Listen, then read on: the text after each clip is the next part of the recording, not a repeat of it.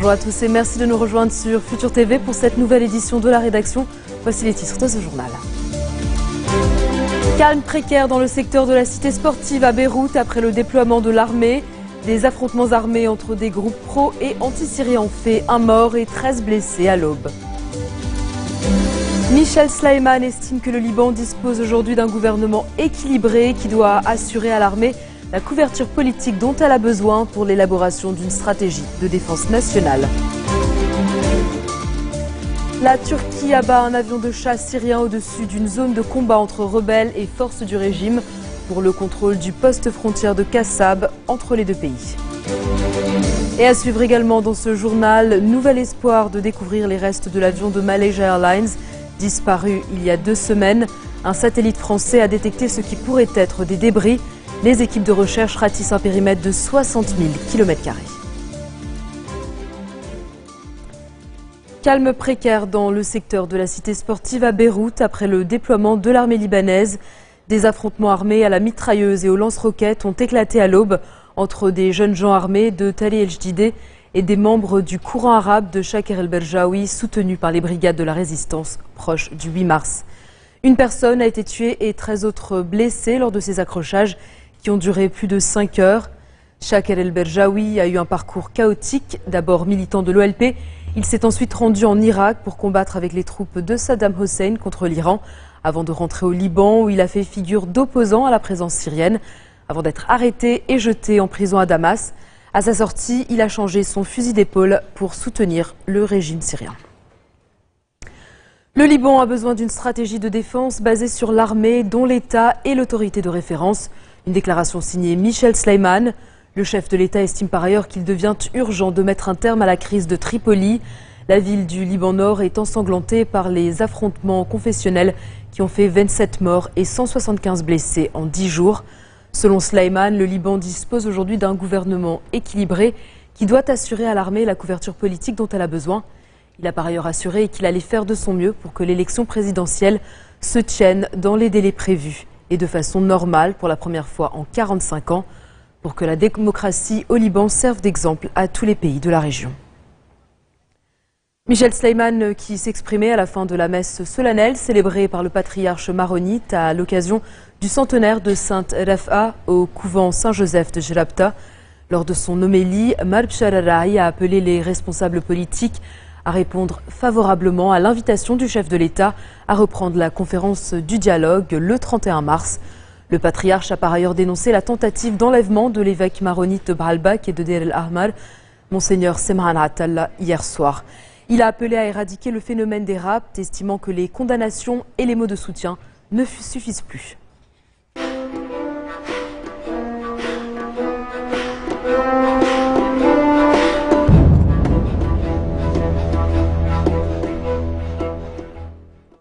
La situation en Syrie au cœur du sommet annuel de la Ligue arabe prévu mardi à Koweït. L'opposition syrienne est invitée à cette réunion, mais contrairement au dernier sommet tenu en mars 2013 au Qatar, ses représentants n'occuperont pas le siège de la Syrie, siège vacant depuis la suspension du régime de Damas en 2011. Ahmed Jarba, le chef de l'opposition syrienne, doit prononcer un discours. L'émissaire spécial de l'ONU, Larda Brahimi, doit quant à lui présenter un rapport sur la situation en Syrie. Profondément divisés sur le dossier, les chefs d'État arabes ne seront sans doute pas en mesure de contribuer à une solution. Et puis sur le terrain, les combats se poursuivent entre l'armée syrienne et les militants islamistes dans la province de Latakia dans l'ouest de la Syrie. L'objectif, le contrôle du point de passage de Kassab, frontalier de la Turquie.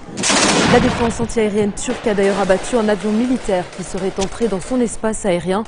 L'appareil a pris feu avant de s'écraser en territoire syrien. Les forces du régime ont déployé des efforts supplémentaires après la prise de plusieurs positions militaires par les rebelles. Au total, près de 80 combattants des deux côtés ont été tués depuis vendredi dans les violences de Latakia, un des bastions du régime de Damas. 3 groupes islamistes, le Front al-Nusra, Sham el-Islam et Ansar el-Sham, prennent part au combat dans cette province jusqu'alors relativement épargnée par les combats. Les États-Unis pourraient libérer un espion israélien pour sauver les négociations de paix israélo-palestiniennes.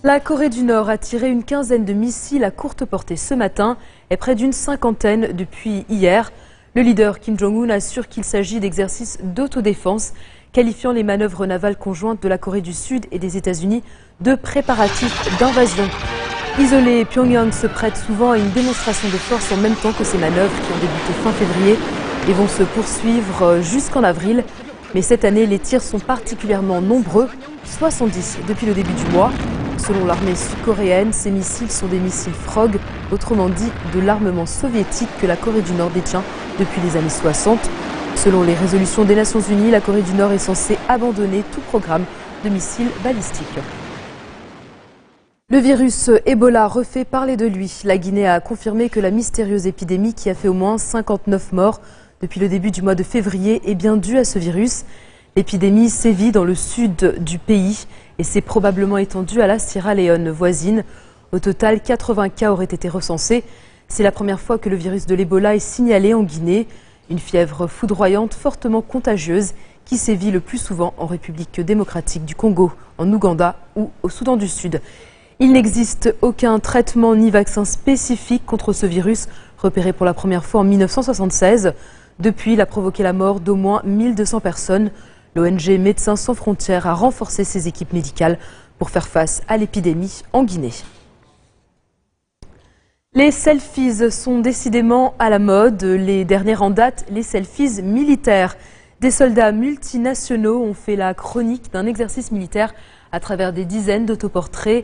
16 000 troupes de pays membres de l'OTAN sont en pleine manœuvre en Norvège, où ils s'entraînent au combat et à la survie dans un environnement arctique. Si la mission est des plus sérieuses, les militaires trouvent quand même le temps de s'amuser un peu, l'occasion de faire de beaux souvenirs. Regardez.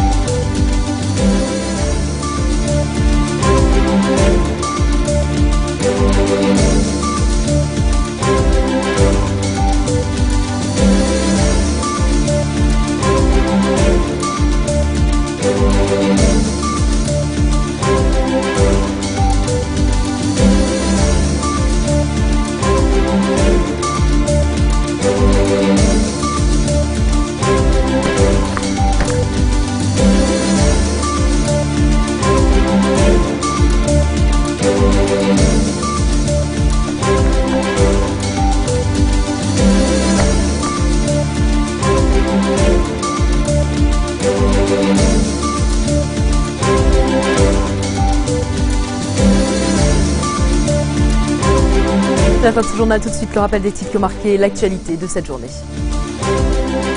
Calme précaire dans le secteur de la cité sportive à Beyrouth après le déploiement de l'armée. Des affrontements armés entre des groupes pro et anti-syriens ont fait un mort et 13 blessés à l'aube. Michel Sleiman estime que le Liban dispose aujourd'hui d'un gouvernement équilibré qui doit assurer à l'armée la couverture politique dont elle a besoin pour l'élaboration d'une stratégie de défense nationale. La Turquie abat un avion de chasse syrien au-dessus d'une zone de combat entre rebelles et forces du régime pour le contrôle du poste frontière de Kassab entre les deux pays. Et puis, nouvel espoir de découvrir les restes de l'avion de Malaysia Airlines disparu il y a 2 semaines. Un satellite français a détecté ce qui pourrait être des débris. Les équipes de recherche ratissent un périmètre de 60 000 km². Merci de votre attention. Retrouvez-nous dès demain, 16h40 heure de Beyrouth, pour une nouvelle semaine d'actualité. Vous pouvez également nous suivre en ligne sur notre site web ou en téléchargeant notre application mobile. Excellente soirée à toutes et à tous.